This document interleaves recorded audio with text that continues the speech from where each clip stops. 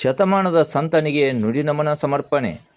ರಬಕವಿ ಬನಹಟ್ಟಿ ತಾಲೂಕಿನ ಬನಹಟ್ಟಿ ನಗರದ ಈಶ್ವರಲಿಂಗ ಮೈದಾನದಲ್ಲಿ ಶತಮಾನದ ಸಂತ ವಿಜಯಪುರದ ಜ್ಞಾನಯೋಗಾಶ್ರಮದ ಲಿಂಗೈಕ್ಯ ಸಿದ್ದೇಶ್ವರ ಶ್ರೀಗಳ 3ನೇ ವರ್ಷದ ಪುಣ್ಯಸ್ಮರಣೆ ಅಂಗವಾಗಿ ಮಹಾದೇವ್ ತಡ್ಸಲ್ ಅವರು ಜನವರಿ 2 ಶುಕ್ರವಾರ ಮಧ್ಯಾಹ್ನ 1 ಗಂಟೆ ಸುಮಾರಿಗೆ ಆಯೋಜಿಸಿದ ನುಡಿನಮನ ಕಾರ್ಯಕ್ರಮದಲ್ಲಿ ಸ್ಥಳೀಯ ಹಿರೇಮಠದ ಶರಣಬಸವ ಶಿವಾಚಾರ್ಯರು ಆಶೀರ್ವಚನದಲ್ಲಿ ಶ್ರೀಗಳು ಯಾವುದೇ ಆಶಯ ಆಮಿಷಗಳಿಲ್ಲದೆ ಬದುಕಿದವರು, ಪದ್ಮಶ್ರೀ ಪ್ರಶಸ್ತಿಯನ್ನು ಕೂಡ ಸರಳವಾಗಿ ತೊರೆದವರು, ಶ್ರೀಗಳು ಜ್ಞಾನದ ಕಣಜವಾಗಿದ್ದರು, ಜಗತ್ತಿನಾದ್ಯಂತ ಸಂಚರಿಸಿ ಜ್ಞಾನವನ್ನು ಪಸರಿಸಿದ ಶತಮಾನದ ಸಂತರಾಗಿದ್ದಾರೆ.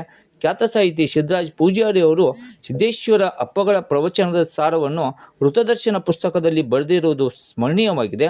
ಅಪ್ಪಗಳ ಸ್ಮರಣೆಯನ್ನು ಬ್ಯಾಂಕ್ ನೌಕರರಾದ ಮಹಾದೇವ್ ತಡ್ಸಲ್ ಅವರು ನಿರಂತರವಾಗಿ ಮಾಡುತ್ತಿರುವುದು ಅವರ ಭಕ್ತಿಗೆ ಈ ವೇದಿಕೆ ಸಾಕ್ಷಿಯಾಗಿದೆ ಎಂದರು. ಮುಖಂಡ ಶಿವಾನಂದ ಗಾಯಕ್ವಾಡ್ ಈ ಸಂದರ್ಭದಲ್ಲಿ ಮಾತನಾಡಿದರು. ಹಿರಿಯರಾದ ಸಿದ್ದನಗೌಡ ಪಾಟೀಲ್, ಶ್ರೀಶೈಲ್ ದವಾಡಿ, ಈಶ್ವರ್ ಬಿದ್ರಿ, ರವಿ ಕರ್ಲಟ್ಟಿ, ಕಲ್ಲಪ್ಪ ಕುಳ್ಳಿ, ಸುರೇಶ್ ಚಿಂಡಕ್, ಪ್ರವೀಣ್ ದವಾಡಿ, ಶ್ರೀಶೈಲ್ ಬಿಳ್ಗಿ, ಅರುಣ್ ಮಾಲಾಪುರ್, ಸದಾಶಿವ ಬೀಳೂರು, ರಾಚಪ್ಪ ಶಿರೋಳ್, ರಮೇಶ್ ಬುದ್ನಿ ಸೇರಿದಂತೆ ಅನೇಕರು ಇದ್ದರು. ಇದೇ ಸಂದರ್ಭದಲ್ಲಿ ಭಕ್ತರಿಗೆ ಅನ್ನದಾಸೋಹ ವ್ಯವಸ್ಥೆಯನ್ನು ಮಾಡಲಾಗಿತ್ತು.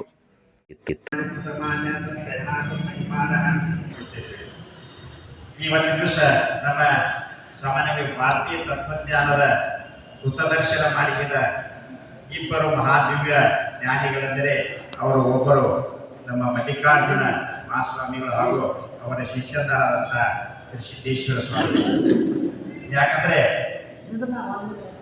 ಈ ಇಬ್ಬರು ಯುಗ ಪುರುಷರು ತನಗೆಲ್ಲ ತಿಳಿದಿರೋ 1974ರಲ್ಲಿ ವಿಜಯಪುರದಲ್ಲಿ ಜ್ಞಾನ ಯೋಗಾಶ್ರಮ ಅಂತಕ್ಕಂಥದ್ದು ಆಶ್ರಮವನ್ನು ಸ್ಥಾಪಿಸಿದರು. 74ರಲ್ಲಿ ಜ್ಞಾನ ಯೋಗಾಶ್ರಮ ಅಂದ್ರೇನೆ ಜ್ಞಾನ ಬ್ಯಾರಿ ಅಂತಕ್ಕಂಥ ಮಾತುಗಳಿದೆ.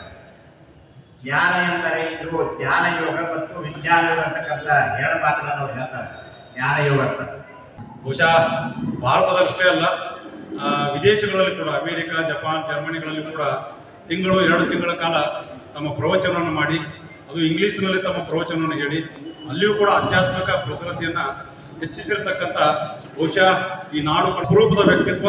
ಮತ್ತು ಸ್ವಾಮಿ ವಿವೇಕಾನಂದ ಯಾವ ರೀತಿ ವಿದೇಶಗಳಲ್ಲಿ ಹೋಗಿ ಭಾರತದ ಕುರಿತು ಮಾತನಾಡಿದ್ರು, ಭಾರತದ ಮಣ್ಣಿನ ಕುರಿತು ಮಾತನಾಡಿದ್ರು, ಅದೇ ಕೆಲಸವನ್ನ ಪರಮಪೂಜ್ಯ ಶ್ರೀ ಸಿದ್ದೇಶ್ವರ ಅಪ್ಪಾಜಿಯವರು ಮಾಡಿದ್ರು.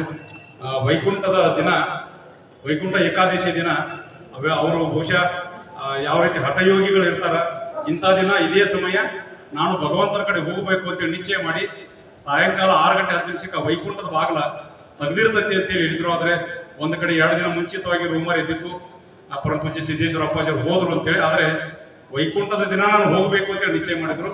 ಅದು ಯೋಗಿಗಳಿಗೆ ಮಾತ್ರ ಸಾಧ್ಯ.